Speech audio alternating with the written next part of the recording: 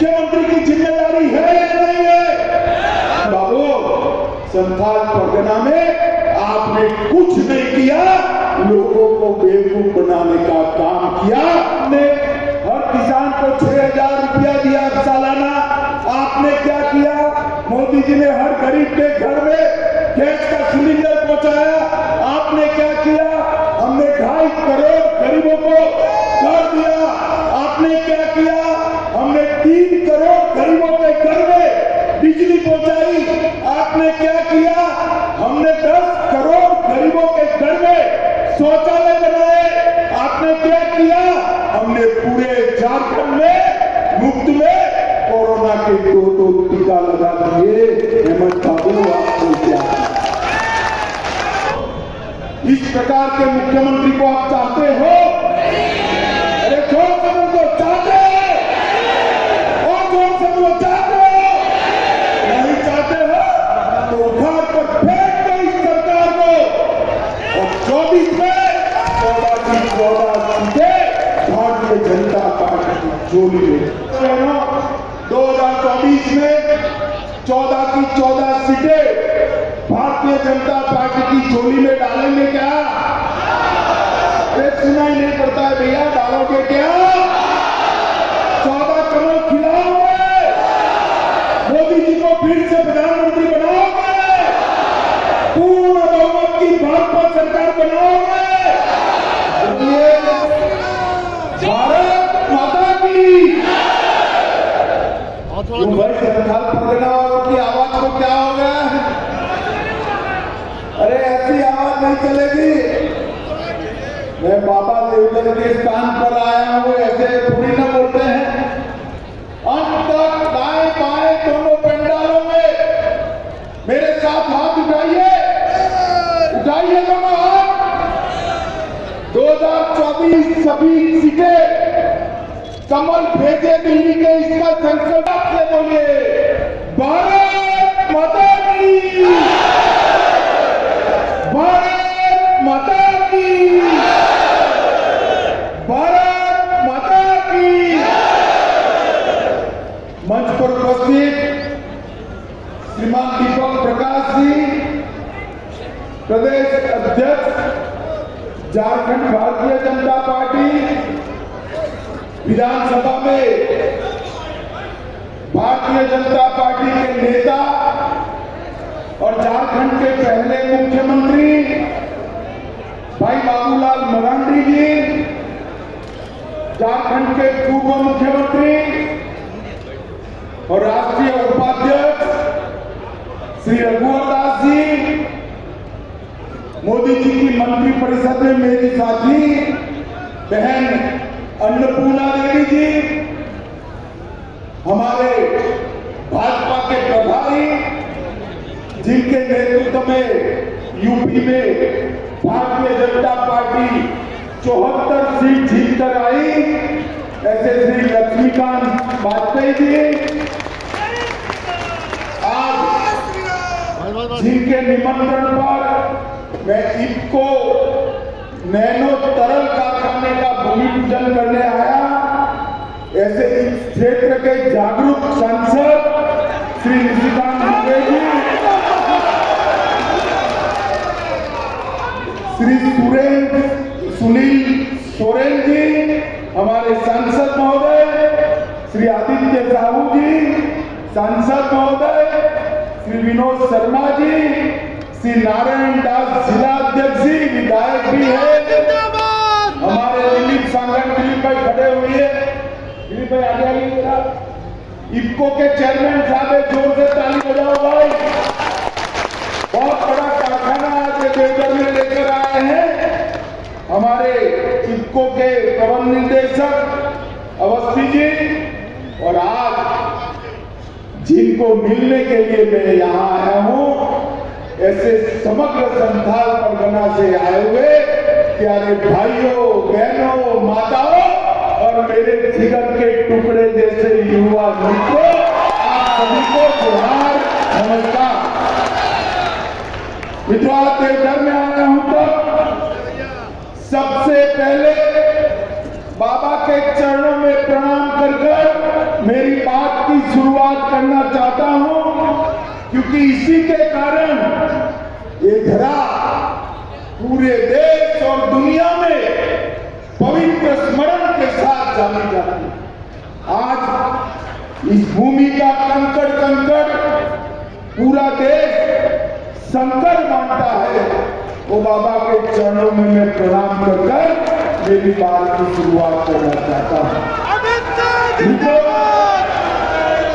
आज जब मैं यहाँ आया हूं तो ये कहना चाहता हूं, संथाल परगना की भूमि ऋषि मुनियों की भूमि है। संथाली वीरों के रक्त से संचित आजादी का इतिहास लिखने वाली भूमि है और ये भूमि बाबा भोलेनाथ की भूमि है। इसी धरती पर धरती गोंडा के वीर शहीद चुनाराम महतो, शहीद गोविंद महतो, उनको मैं प्रणाम करता हूं। बाबा तिलका मांझी, सीतो कानो, चांद भैरव को भी मैं प्रणाम करता हूं और स्वतंत्रता सेनानी नंद किशोर माझी और जुगल किशोर चौबे को भी प्रणाम कर मेरी बात की शुरुआत करना चाहता हूं। मित्रों, आज का दिन भारत के इतिहास में बहुत महत्वपूर्ण दिन है, क्योंकि आज ही के दिन 1922 में उत्तर प्रदेश में चौरी चौरा कांड हुआ था, जिसने अंग्रेजों के पूरे शासन को हिलाकर रख दिया। महात्मा गांधी ने उस दिन निर्णय लिया कि पूरा आजादी का आंदोलन एक भी रक्त की बूंद बहाए बगैर होगा और अंत में अंग्रेजों को जाने के लिए मजबूर होना पड़ा। आज का दिन बहुत महत्वपूर्ण दिन है। आज का दिन बहुत ऐतिहासिक महत्व का दिन है। मित्रों, आज अभी यहीं बगल में ही 30 एकड़ भूमि में देवघर में नैनो यूरिया के तरल यूरिया के संयंत्र के स्थापना का काम हुआ है। मैं बहुत बात करना नहीं चाहता, मगर ढेर सारे किसान हैं, इनको इतना जरूर कहना चाहता हूं कि इन्होंने एक बहुत बड़ा काम किया है। विश्व में सबसे पहले तरल नैनो यूरिया किसने बनाया, तो हमारी सहकारिता से चलने वाली संस्था इनको बनाया। और यही भूमि पर एक बड़ा संयंत्र लगेगा जो 6 करोड़ बोतल नैनो तरल यूरिया का उत्पादन करेगा। इसका मतलब 6 करोड़ यूरिया की बैग की खपत कम कर देगा। और ये नैनो यूरिया हमारी भूमि का भी संरक्षण करेगी, किसानों के उत्पादन को 1.5 गुना करेगी और प्रकृति का भी संवर्धन और संरक्षण दोनों करेगी। मैं इनको के अध्यक्ष दिलीप सांघानी जी को बहुत बहुत साधुवाद देना चाहता हूं कि पूर्वी क्षेत्र में जहां विकास की सबसे ज्यादा जरूरत है, ऐसे झारखंड के अंदर देवघर की पवित्र भूमि पर इस कारखाना बनाने का आपने निर्णय किया है। इस क्षेत्र के पूरे संथाल परगना के विकास के लिए एक बहुत बड़ा कदम होने वाला है। तो आज मैं यहां आया हूं तब मोदी जी ने अभी बजट संसद में मोदी सरकार ने पेश किया। हमारी बहन निर्मला सीतारमण जी ने मोदी सरकार का चौथा बजट करा। सबसे बड़ी राहत अगर इसमें कोई दी है तो मध्यम वर्ग में 7 लाख तक की जिसकी आय है वो सभी को इनकम टैक्स से मुक्ति देने का काम। इसके साथ साथ मेरे आदिवासी भाइयों के लिए 740 एकलव्य मॉडल स्कूल का निर्माण किया जाएगा। एकलव्य स्कूलों के लिए 38,000 शिक्षकों की भर्ती की जाएगी और इस देश के 80 करोड़ लोगों को और 1 साल तक मुफ्त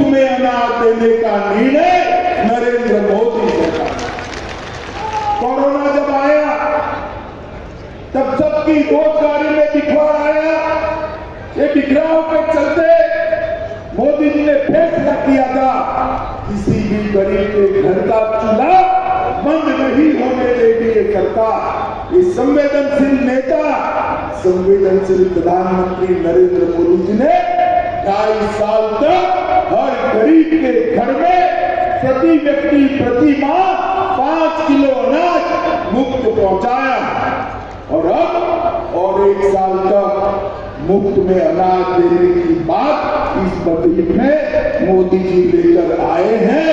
इस देश के गरीबों के लिए आशीर्वाद रूप है। मित्रों, इसके साथ साथ युवाओं के लिए राष्ट्रीय डिजिटल लाइब्रेरी स्थापित की जाएगी। एडवांस स्किल ट्रेनिंग का भी महत्व जानकर इसके लिए प्रावधान किया गया है और गरीब घर की बच्चियों के लिए 157 नए नर्सिंग कॉलेज खोलने की भी शुरुआत की। मित्रों, मोदी जी की सरकार ने गरीब, आदिवासी, दलित उसके हित को, पिछड़ा वर्ग के हित को हमेशा ध्यान में।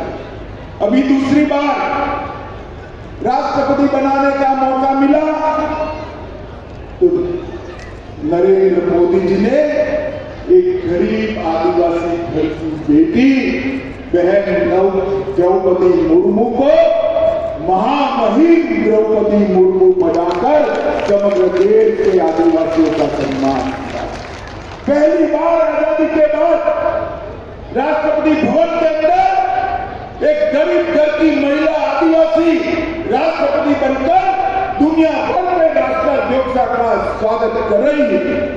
ये केवल आदिवासी भाइयों के लिए नहीं, देश के हर गरीब के लिए बहुत बड़ी बात है। हर गरीब का सम्मान है, आदिवासियों का सम्मान। मित्रों, अभी जो सरकार चल रही है झारखंड में, मैं कोई झिझक के बगैर कह दे सकता हूं, हेमंत बाबू कान खोलकर सुन लो, मैं कोई झिझक के बगैर कह सकता हूं कि सरकार भारत में सबसे भ्रष्ट सरकार अगर कहीं पर है तो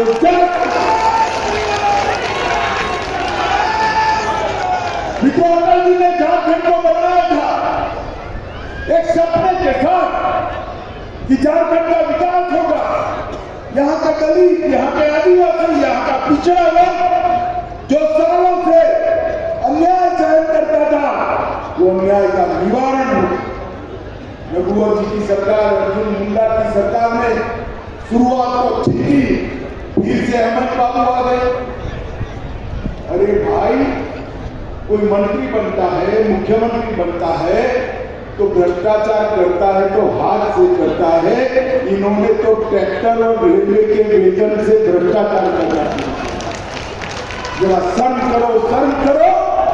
जो पैसा गरीब आदिवासियों के विकास के लिए है, जो पैसा हमारे पिछड़े वर्ग के गरीब भाइयों के लिए, दलित भाइयों के लिए, वो पैसा अब दबन कर दिल्ली के दरबार में पहुंचा रहे हो।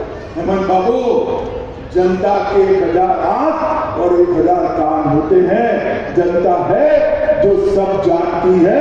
एक बार चुनाव के मैदान में आ जाओ, 2-2 हाथ कर लो, झारखंड की जनता को हटाने के लिए तैयार हो गई। मैं इतना ही कहना चाहता हूं, हेमंत बाबू सिर्फ भ्रष्टाचार नहीं करते हैं, मत बैंक की लालच में यहाँ की जनसांख्यिकी भी बदल रही है, डेमोग्राफी चेंज हो रही है। घुसपैठिए उठाकर आदिवासी और पिछड़े बहुल क्षेत्र में आदिवासियों की और पिछड़ों की संख्या कम हो रही है। घुसपैठिए घुसकर आदिवासियों की जमीन हत्या कर रहे हैं, आदिवासी बच्चियों के साथ अत्याचार कर रहे हैं और एक वोट बैंक की लालच में मुस्कुराते हुए हेमंत सोरेन इसको देख। हेमंत बाबू, ये जो आप कर रहे हो उसको पूरा झारखंड समझ, झारखंड के पिछड़े वर्ग का हर युवा समझता है, हर बच्ची समझती है, आदिवासी भी इसको समझते हैं। और साहेबगंज, बांकुड़ा, गोंडा, दुमका और जामताड़ा के अंदर आदिवासियों की संख्या घट रही है, घुसपैठियों की संख्या बढ़ रही है। ये बहुत चिंता का विषय है। और अब आदिवासियों की संख्या 35% से घटकर 24%, और इसके साथ साथ पिछड़े वर्ग की संख्या में भी कमी आई है। और मित्रों, अब ये जो घुसपैठिए जमीन कब्जा रहे हैं, इसके सामने तो हेमंत बाबू बोलने की हिम्मत ही नहीं रखते हैं, क्योंकि उनकी वोट बैंक और उनकी साथी पार्टी कांग्रेस पार्टी उनको रोक रही है। मगर हम भारतीय जनता पार्टी के कार्यकर्ता ये नहीं होने देंगे। झारखंड के अंदर जनसंख्यिकी नहीं बदलने देंगे। ये झारखंड जिनका है उसी का रहेगा। ये भारतीय जनता पार्टी का निर्णय है मित्रों। और यहां पर साइबर क्राइम का बड़ा हब बन गया। जामताड़ा और देवघर दोनों जगह पे साइबर क्राइम के बच्चों को गलत रास्ते पर चढ़ाकर बहुत बड़े अपराध हुए। भारत सरकार ने साइबर क्राइम के लिए जितनी भी मदद देनी चाहिए, हेमंत बाबू के कान में ये गुहार पड़ती ही नहीं है, आगे नहीं बढ़ते। ठीक है भाई, मत करिए। चुनाव आने वाला है 2024 में 14 की 14 सीटें और बाद में विधानसभा में पूर्ण बहुमत की भारतीय जनता पार्टी की सरकार बनेगी। हेमंत बाबू, साहिबगंज में रीबी का पहाड़िया बेटी की हत्या हो गई, आपने क्या किया? आप मुझे बताओ, संस्थान परिजनों वालों, मुख्यमंत्री की जिम्मेदारी है या नहीं है? जोर से बोले, है या नहीं है? दुमका में अंकिता को मार डाला गया, मुख्यमंत्री की जिम्मेदारी है या नहीं है?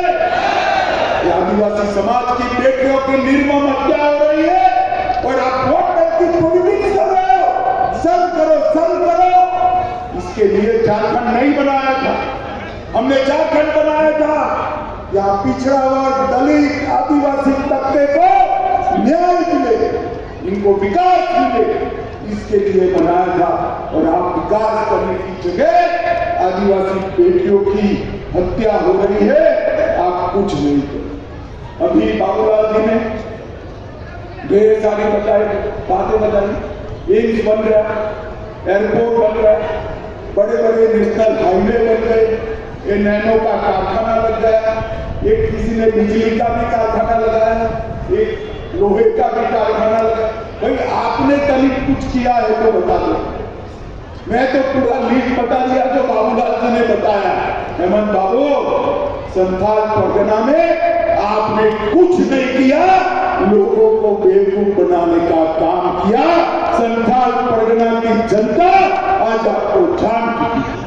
बेटियों की हत्या का हिसाब हमारे रघुवर दास जी ने मल्टी मॉडल टर्मिनस बनवाया था, आपने क्या किया? हमने हर किसान को 6,000 रुपया दिया सालाना, आपने क्या किया? मोदी जी ने हर गरीब के घर में गैस का सिलेंडर पहुंचाया, आपने क्या किया? हमने 2.5 करोड़ गरीबों को कर दिया, आपने क्या किया? हमने 3 करोड़ गरीबों के घर में बिजली पहुंचाई, आपने क्या किया? हमने 10 करोड़ गरीबों के घर में शौचालय बनाए, आपने क्या किया? हमने पूरे झारखंड में मुफ्त में कोरोना के 2 टीका लगा दिए। हेमंत बाबू, आपको क्या? मुझे बताओ भाइयों बहनों, आप सभी को कोरोना का टीका लग चुका है? जिसका लगा है हाथ ऊपर करो जरा। लगा है ना? जोर से बोलो, लगा है ना?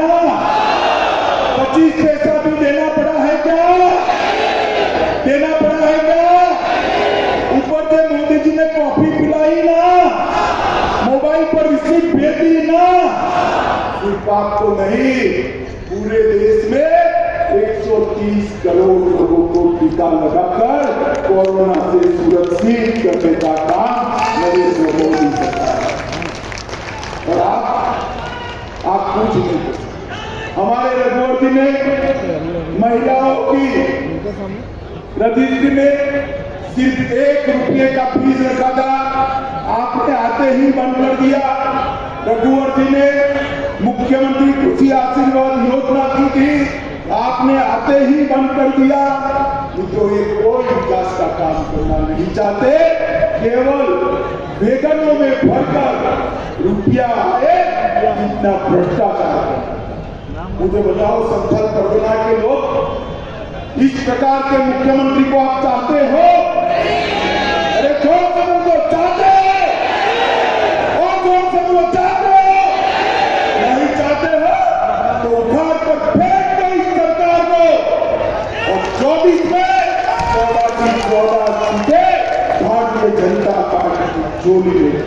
मोदी जी ने सालों से त्रस्त, उग्रवाद से त्रस्त, नक्सलियों से त्रस्त झारखंड को मुक्त कराने का काम किया है। पूरा पहाड़, पूरा लोहरदगा और कई सारे क्षेत्रों को झारखंड के नक्सलवाद से मुक्त किया है और बिहार के चक्रधरदा को भी मुक्त करने का काम मोदी जी ने किया है। और धीरे धीरे धीरे झारखंड में विकास आने की जगह हुई है, उग्रवाद समाप्त हो गया। Operation octopus, operation double moon और ऑपरेशन चक्रधरदा ने ढेर